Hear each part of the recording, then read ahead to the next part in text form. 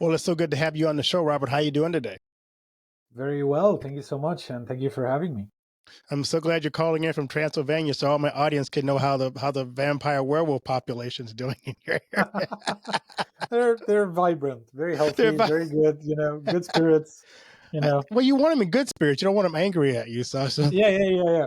2020 was a very good year. They could just roam freely, everyone was at home, they could just there do you go. whatever they wanted, you That's know. right. Oh my word, that's too funny. Robert, I always like to ask my guests a question, kind of get to know you a little bit better. What's the best piece of advice you've ever received? Wow. The best piece of advice I think that I've ever had is to take 100% responsibility for everything in my life. Good, bad, whatever, it doesn't matter. Everything. If my relationship is in a certain way, whatever that way is, it's my responsibility. I created that through doing things or not doing things, through saying things or not saying things. I created that. The same with my career, the same with my finances, the same with everything in my world. After, like, maybe you can't say that when you're like 3 years old, but if you're 30, 40, like, you've sort of created everything that you have in your life by that point, right? Even in your early 20s, you can say, that you are starting to create everything that you have. So, You can't blame people that way if you take that approach to life. exactly. You can't blame anyone else, which, now forces you to focus on yourself. I've had a very, very interesting conversation not so long ago where the insight was that if we focus on looking at others and helping them get better, what we are doing is we're basically taking the focal point off of ourselves and putting it onto someone else because they could do something better. Yeah, 100% they can do something better, but focus on yourself. Just work on yourself. And obviously, I mean, if you're a manager, you have to tell people what they need to do better, right? It's part of your duties, it's a responsibility. What Right. I'm talking about is like the day-to-day engagements, right? So if some of your friends could do better, you can tell them, but telling them doesn't mean that you change your focal point. Telling them just means that, okay, let's say they do some things that I don't like. Am I being a good example in that? Right? Am I showing them a different way of being that they can then aspire towards, right? So that they stop doing whatever it is that they're doing that's not good for themselves, their community, their family, or anything like See, you're just ruining so many people who like to blame other people for their problems. It's just like this take a responsibility thing. It that. isn't going to be popular. I can see Yeah. the audience now going, see, I didn't like that part. Yeah. Yeah. It's there's another little metaphor, that someone told me many years ago. If you point fingers at someone, if you blame them, typically when you blame something else or someone else, right? My coworker, my spouse, the government, the job, the whatever, right? That way. Secondly, you blame God for whatever, you weren't Right. bestowed enough. You were like, you don't have enough, whatever you think, not enough money, not enough, whatever, like God's, to blame as well. However, three fingers are towards you. Right. When you point like that, three fingers are always towards you. So you're three times more responsible than any one of these two, right? Yes, if someone hits you by accident with the car whilst you're driving, maybe not your fault. Okay, someone else hit you. Okay, you can say that. Maybe it's God as well, changing, derailing your schedule, right? Yes, because you should have been meeting someone, but you didn't because this accident happened. Okay, yeah, but three of those is you. Did you leave on time? Did you buy the car that has the right safety things? Do you have insurance? Like, all of those things are still for you, right? So you are much more responsible than anyone else that you could ever blame, right? And when I say much more, I'm like, okay, blame 2%. It's 1% someone else, 1% God, and 98% you. Right. I like You that. know, I'm always curious, Robert. People like yourself who have achieved levels of success in their life, there are always people who were involved in our lives who either inspired us or were yeah. mentors for us. Who are some of the people in your life you could think of that played an important role in your development? There are there are literal hundreds. of them, and I can mention a few of them, or a few dozen. I had my mom, obviously, very very important. I learned a lot of things from her. And let me not be general. So for mom, I learned never ending love for everyone and everything, never ending forgiveness for, again, everyone and everything. I've never seen someone be so loving in my life like her. From my father, I learned education and the importance of education and investing in education. We never had money to buy anything, but we always had money to buy books. Books I could buy, but anything else was off limits. From my aunt, I learned the importance of being productive, and always taking responsibility, not as much as I said earlier, but to the extent that, hey, if I want my house to be clean, I need to clean it. Hey, if I want a better career, I need to do something about it, right? And she would always tell me, she told me at least 1,000 times, there is nothing you can't do. She would literally tell me, there's nothing you can't do. Because I would say, I can't do that. Like, I can't jump as high, or I can't do this or whatever. She's like, there's nothing you can do. And she just kept saying that. I got a lot of help from many teachers across the ages. I remember my physics teacher, very, very helpful, because I learned humor from him. And because he was teaching physics, very exact science, he Right. was very humorous about everything that was going on. And he was making jokes like, as if it's not enough that it explodes, you also have a shock wave of air going everywhere else, just moving things that were otherwise just staying there and minding their own business. So he was very funny, and he would explain physics concepts very nicely. I had very good other teachers in civil engineering and so on and so forth. My grandfather, I learned the love of the craft from him. He was a woodworker. He would build anything you would need out of wood, and it was gorgeous. I couldn't believe it. I would spend so much time, hours, just looking at him carve, and I couldn't believe the end result. It was like, oh, how did you know that if you do this, then this comes out? It's just so cool. It was so cool to see. Um, I learned the value of dedicating your life to service from my grandmother. She was a cleaning lady in the hospital, right? And so she would always do like whatever would need to be done, because cleaning ladies, especially a while ago, maybe now no, but like 50 years ago, they would basically be like the admin of the building. Like, they would do everything that would need to be done. And if someone needs a towel, they would just go catch it, get the towel, and bring it, and so on. So it was she was very good with that. And she would take that and do the same thing at home. She would always care for me, and be there and allow me to do my things and so on. I learned a lot from my previous romantic relationships, of what to do and what not to do, what to say and what not to say.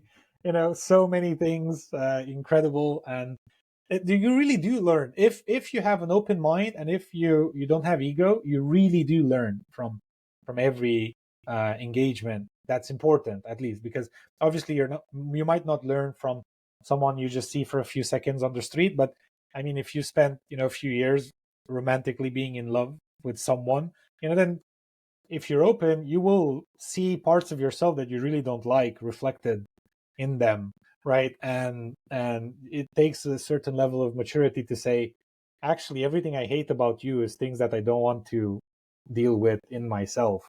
And Right. so that takes a little bit of time, right? To some people, it might take a little bit. To me, it took like a long time, like years, to figure out that everything I don't like in others are the things in myself that I don't want to believe I have, to a certain extent. And it's not easy to take 100% responsibility. I've tried at one point. I said, okay, starting now, I will take 100% responsibility. I couldn't take it. I swear. I 3 weeks. I couldn't. After 3 weeks, I was done. It was exhausting to take responsibility for everything. I just couldn't anymore. Like, I can't just, yeah, give me a slice of pizza. I can't just, I don't care.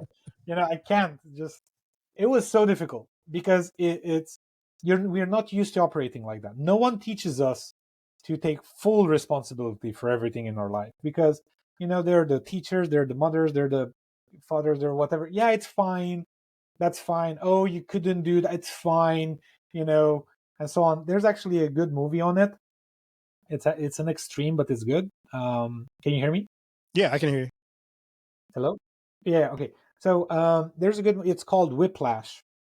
Oh With yeah. the drummer and the guy that's torturing the guy like crazy just so he becomes the best drummer of his decade, like the in that period of time. I disagree with people being so aggressive and so mean and so on and so forth, but the message that guy says is worth its weight in gold because this generation or the past one or two generations invented the participatory diploma. Right. Like you would get the reward just for participation, Just for which showing up. which defeats the purpose. It's like, exactly, just for showing up. Like, that's not difficult in no way, shape, or form. Is it difficult to be the last guy in a race? It's just, you shouldn't get to you shouldn't be rewarded. Okay, you're rewarded for trying. I understand the concept. I understand where it comes from, but it diminishes, the that part of us that says, I could do so much more. I could be more. I could, because now you're just happy. Oh, I won a participatory diploma, for being, the 175th person, in the race. And like, yeah, okay, fine, well done, bravo. You could have obviously done much better, So I I do believe there are many, many things like that we could, learn from and do better on. It's just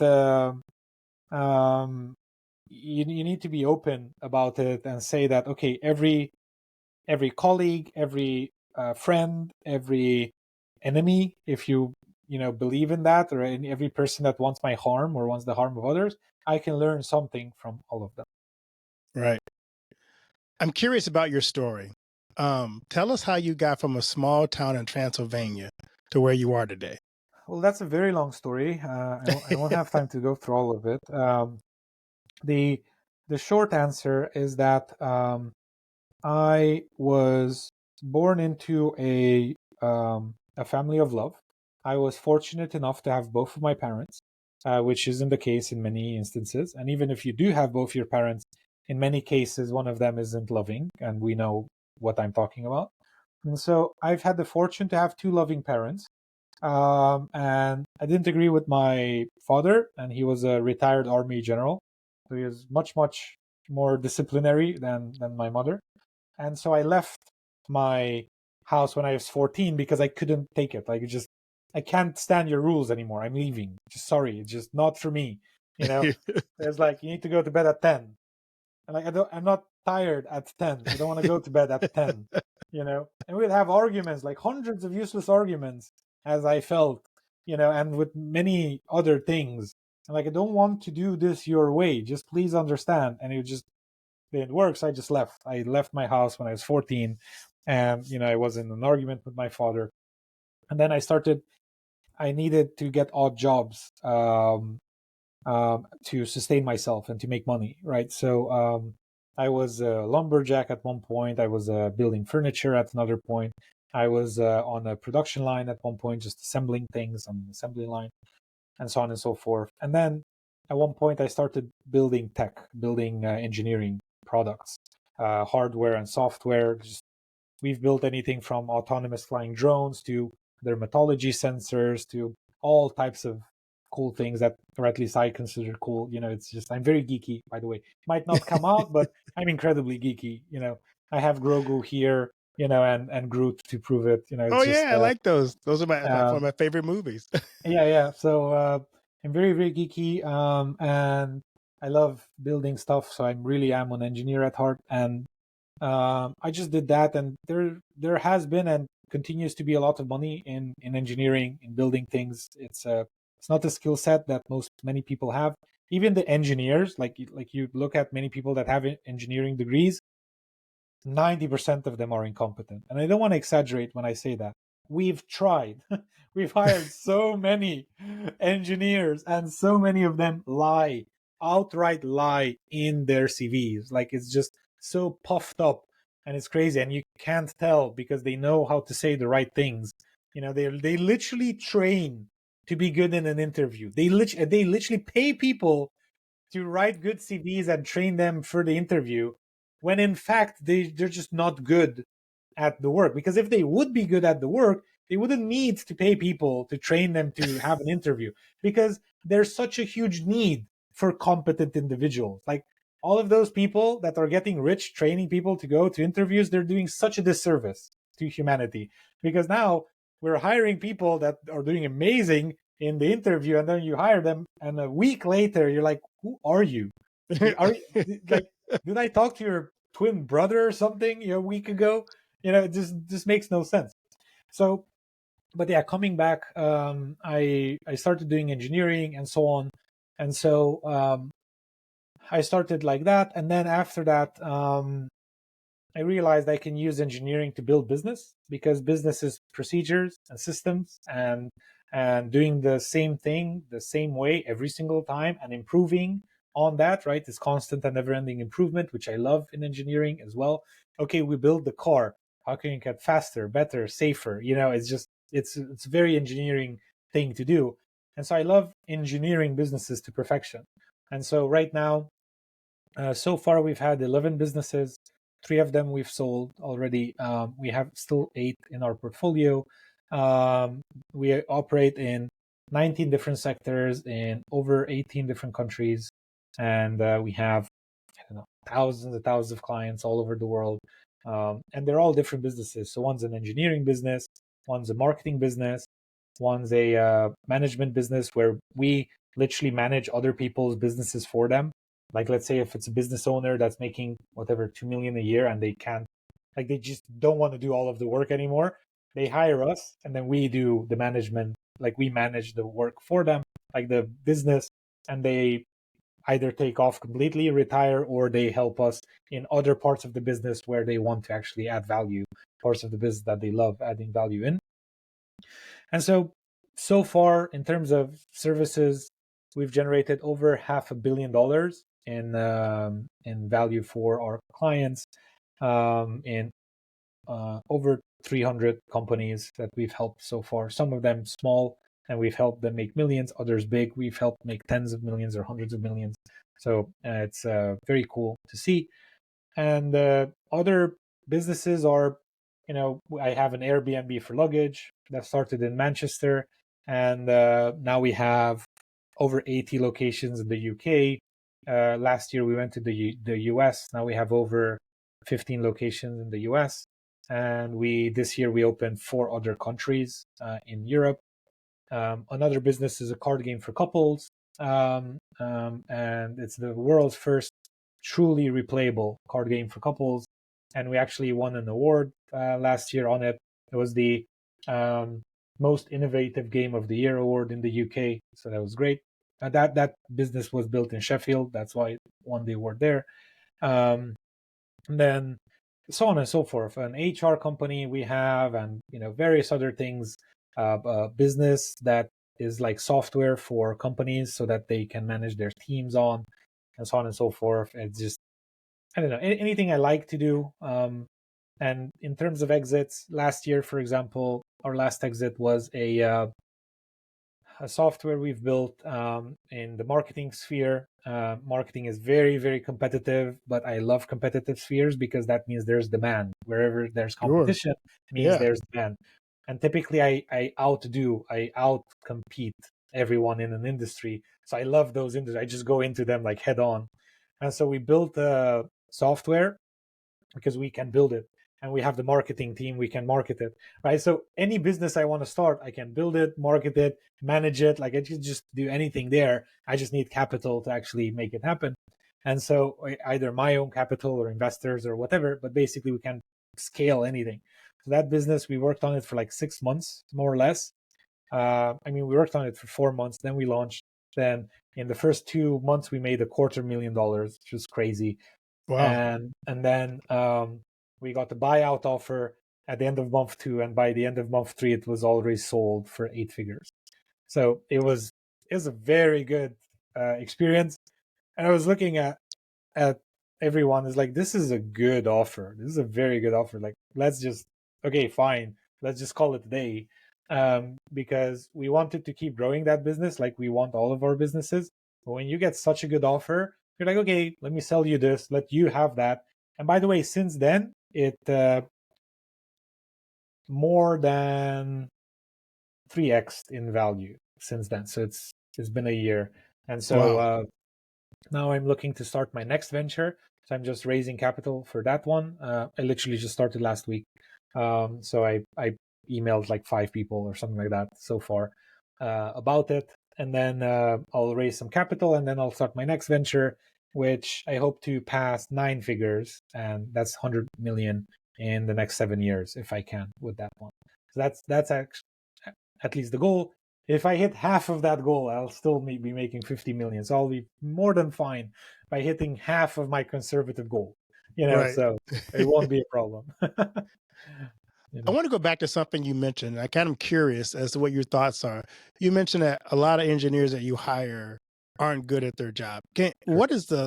Why is that? What are you discovering maybe in their education or in their training that's lacking Yeah. that you're looking for? So a few things. Number one, many people that are engineers shouldn't be that in the first place. They have become engineers by social pressure in one form or another. Either their mom said, you need to be an engineer, right? Because there's a lot of money, blah, blah, blah, blah, blah. Or they themselves said, I need to be an engineer because there's a lot of money. Just you can make money in anything. Just stop choosing careers based on money. Choose it based on what you actually love doing, because then either way you're going to make money and you're actually going to enjoy your life, which, by the way, is the most important part of living life, right? So that's number one. They shouldn't be engineers in the first place. Number two, they're not smart. I'll tell you very honestly, you need an engineering brain, logical brain. You need to be very good at this. You can't just, some people cannot, as good as their intentions are, as good as their desire is to become an engineer, they're just simply not smart enough in this specific vein. They might have physical smarts, like they could be an Olympic athlete. They might have, social smarts, like they can, wing their way in any social interaction, or they can negotiate, or whatever. But specifically engineering smarts, not everyone has, and not everyone should have. We shouldn't all be engineers. The world would just already be, living on 3 planets by now if everyone would be engineers. Just literally everything would be robots and automation and so on. But we do have people, that just lay back and write stories. They write Harry Potter, they write Lord of the Rings, they want, Guardians of the Galaxy, they write Right. whatever. And we as engineers appreciate that, because sometimes, I think for 18 hours a day, I want to watch something stupid. I don't want to be mean, but I want to watch something that's physically inaccurate. This can't possibly be true. I love it. It's just show me that. And I remember I had this conversation with my wife, because I can't watch violent. I can't is a lot said, but I really dislike watching violent movies, because it's like, why the violence? Why the torture? Like, I can't even Right. remember the last time I saw a horror movie. I kid you not. I watched 2 episodes of Game of Thrones and I couldn't stand it. It's like, why? So much backstabbing, so much hate, so much violence. I can't, it's just so bad, you know? And then, and and this same person doesn't mind watching, like fiction, like Lord of the Rings type of violence of orcs and elves and whatever. And I remember my wife saying, because again, your spouses catch all of your BS, like it doesn't matter, like anything, like, did you like that movie? I'm like, I loved it. It was amazing. I loved every part of it. It's like, okay, do you know that was very violent? And then I stopped to think, yeah, someone died every other minute. Yeah, that's true. That was very violent. I was like, why did you not consider this violent? And then I think, well, because I know it's not true. I know it's fiction, right? That I swear it's as simple as that. It's stupid. It makes no sense. And it shouldn't make sense because it's still violence at the end of the day. Violence is still depicted. War is still depicted. Backstabbing is still depicted. But because it's like a creature that doesn't exist, fighting with another creature or whatever, I know it's fiction. I know it's just whatever is going on there. So um, at the end of the day, what I want to say is that some people don't have an engineering mind. They can be amazing in building movies. They can be amazing in writing scripts. They can be amazing in anything else. Poetry, maybe. Who knows?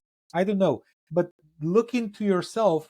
Ask God if you don't have the insight already, because God will tell you you're good at this. They'll immediately He'll tell you whenever, like, what should I do with my life? Boom, like that. It's just instant. If you really pray with sincerity, He'll tell you immediately whether you actually do what he says you should do or not. And now that's a totally different ballgame. But so number one, they shouldn't be engineers in the first place. Number two, they are not competent. They are not smart enough as engineers. And then number three, they are lazy.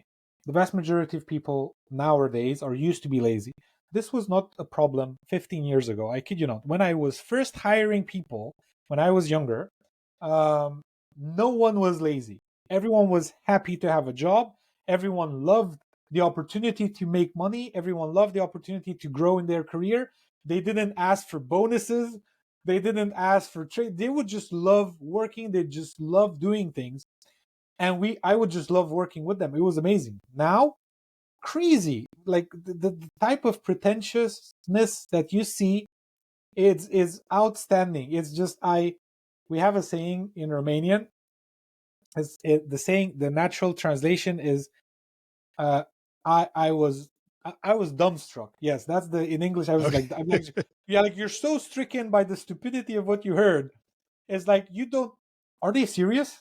Do they mean that? Like, for example, we had someone. This was like, obviously we let them go a long time ago, but we had someone that had a client call, and they weren't they weren't coming, and the client emailed them and texted them and whatever. At one point, they called them because they had their number. It's like, where are you? And they said, oh, I'm walking my dog. I kid you not. That was their answer. And she was like, but we have the meeting starting 15 minutes ago. Well, yeah, but my dog needed to go out. And you don't even know what to say. I mean, okay, your dog needed to go out, but you had the meeting. Why didn't you tell anyone that you have no intention of joining the meeting? At least have the courtesy to say that. And they did it. I kid you not. And they considered it perfectly natural for them to prioritize their dog walking from, being on the meeting with the client and letting the client just stay there. And then, by the way, it was difficult for us to fire them because laws are in favor of the employee, interestingly Wow. enough, right? And it's skewed. The law is skewed in favor of the employee.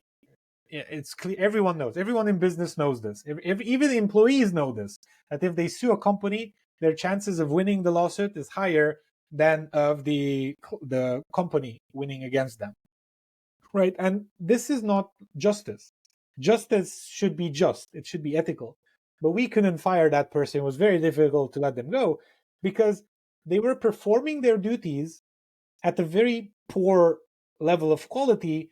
Even though it said that the duties need to be performed at a very high level of quality as in comparison to what is expected in that role and so on and so forth. But guess what? Because like they would have 3 meetings a week with the client, if they would miss 1 or 2 of them, they still made 1 or 2 meetings, right? And so you can't fire them for not making meetings because they did make meetings. And like, what are you talking about? They need to make all of the meetings. And if they don't make all of the meetings, they need to say in advance why they're not going to make the meeting. And so it's just stupid. You actually need to prove this stuff. I'm sorry, to court and to whatever. But you literally need to prove that they are either charlatans or lying or lazy or anything like that. So that's the third thing why they're not good. And then otherwise, let me tell you the opposite. So number one, if you're very passionate about engineering, number two, you're very smart, and number three, you're very hardworking, definitely you should be an engineer. Please apply to my companies, please. We can't get enough of you, right? We need as many as we can. And then we just build amazing stuff together. That's it. You just have identified something I've noticed in the workforce today. So as a company, how are you adapting in your hiring practices or even in the front end? So you, as you just said, it's hard to get rid of a bad employee. So what are you doing on the front end to do better screening, better recruitment of the right kind of employees for you? So something we do now is our recruiting and hiring process now is, I kid you not, over 140 steps. Only after all of these 140 steps is someone hired with us, right? With all benefits and so on. So we have multiple interviews. We have interviews to test culture fit. We have interviews to test technical capability. We have tests that we give people. If they're an engineer, we give them an engineering test. If they're a content writer, we ask them to write an article, right? And so on and so forth. Like everything that we would need them to actually do in the day-to-day, we would give them tests on and see if they're good. After that, we would hire them on a trial basis. Once they do good on the trial, we would then hire them for a project basis. And then after that, we would hire them long-term, right? And even when we hire them long-term, there's a specific contractual wording that says hired indefinitely, right? Which then makes literally all the laws against you. Every law is against you in the book. Every employee law is against you when you say employed indefinitely. Never again will we do that. Every single employee has a 1-year contract or a 3-month contract or whatever. So worst case scenario, their contract literally just ends. Like if I can't get rid of them, in 2 months, fine, it's just going to be done. I pay them for 2 more months and I'm done. But basically what we do is when people don't do, like we have SOWs now, statements of work. So we say, what do you need to do? This and this and this. How much time will you dedicate? This much time. And then we have them date and sign their commitment to doing this work by this time at this budget. And they sign. Every single person sign on their work. And when they sign their work, then they can do the work. If they don't sign the work, they can't do the work. So we won't pay them. And that's in the contract, right? And so also in the contract, it says that if the work is not at the sufficient level of quality determined unilaterally by us that the quality is there, then you don't get paid for that work. And so you can sue me all you want because the contract is very clear. I determine if the quality is there. If you had to make 3 meetings and you only made 2, I'm sorry, the quality wasn't there. I'm not paying you for the meetings. Next time, make the meeting, right? Of course, this can sound one-sided, but the only reason companies have to have one-sided contracts is because the law is against you. If you get to court with an employee, the employee has more rights than you have. So it's obvious that the only way you can counterbalance that is by having things that you can unilaterally decide on.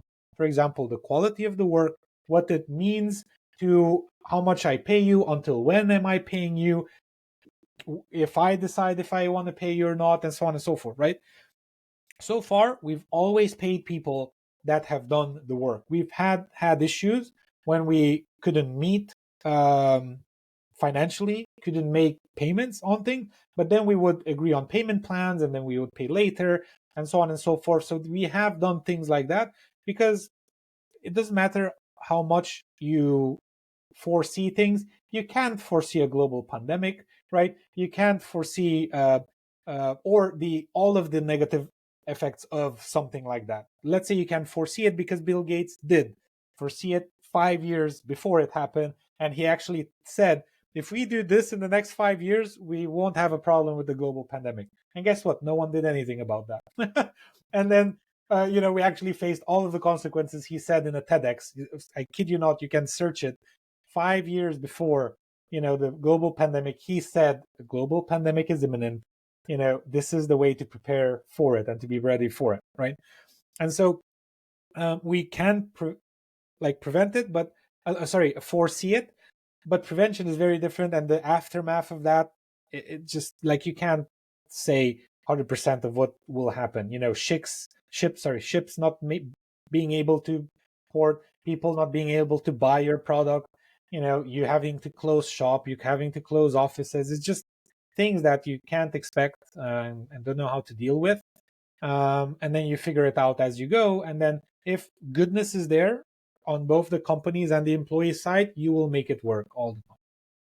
I like that because I've been trying to figure out, a lot of companies have been struggling with some of the things you're talking about. I think what you gave us some pretty practical ways to do it. It's time consuming, but the other side of that is, if you don't do it, Yeah. you're looking for trouble down the road. Yeah. And that's why we are managing companies for other companies, because many times it's literally not a case of you don't know what to do. You literally don't have enough hours in the day to do everything you should be doing. That's why we come in and do a deep analysis of everything in the business and say, okay, you have issues with these 200 things. And 200 isn't an exaggerated number, by the way. You Right. have issues with these 200 things in your business right now. And so, in order of priority, this is what we think we should do, and how we should do them, and so on and so forth. And then we have those conversations and we start implementing. So we like to say that we are the ants of society, of the productive workforce. We need visionaries, people that do good things and want to do this and that and help people or help animals or help whatever they want to do. You know, help the planet, help us become an interplanetary species. It doesn't matter what you want to do, right? As long as it's ethical, of course. Um, we are the ants that help you build it, market it, and manage it. It's just we are the guys in the back. Almost no one knows we exist. It's literally like we're not like SpaceX. You wouldn't even know if we're helping SpaceX. Let me be frank. Like no one Right. would know that we are helping Elon with whatever it is that he's doing, because we don't talk about that. We have it. Like we have, some of the biggest banks on the planet that we've worked with and we've built tech for. We have like insurance companies that we work with. We have real estate. We have uh, lifestyle companies, like yoga centers and things like that. We have what's it called? Automotive, anything you could think of, like 19 different industries that we've helped. And it's really is beautiful to see that where there's no ego, like you don't care who gets the credit, just everyone can just grow much better. I love it. I was like my guess this question: as you think about what you're doing now and kind of when this is all over, what do you want your legacy to be? Um, I'm going to give you an answer that might not be the best. I don't know if it'll resonate with anyone, but uh, I am too young to tell you what I want my legacy to be. I believe, based on stats, that I will live to be over 100. Whether that's 120 or 150 or 200 by the time, who knows what they will invent. But I'm right now. So I, I was born poor. Then I passed a million when I was 25, and then I passed 10 million when I was 30, going to 31. I'm now 32.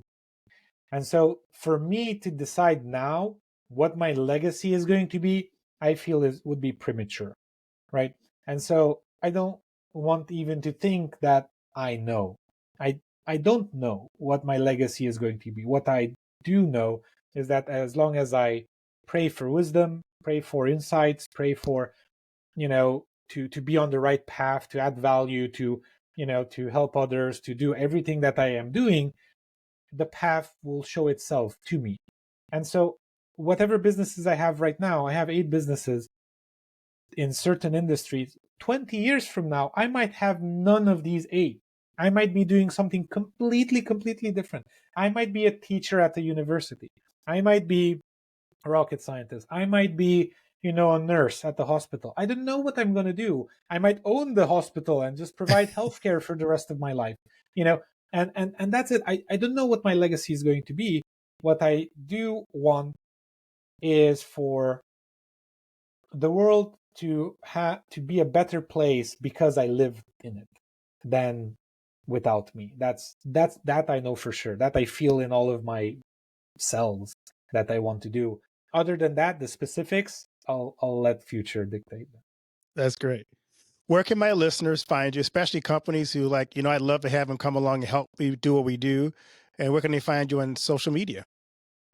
Well, if they Google my full name, Robert Tinrich, they should find, my website, my socials, I should be, so many things have already happened. I'm so grateful. A few years ago, entrepreneur.com did a documentary on me. They featured me as an international tycoon. That was cool.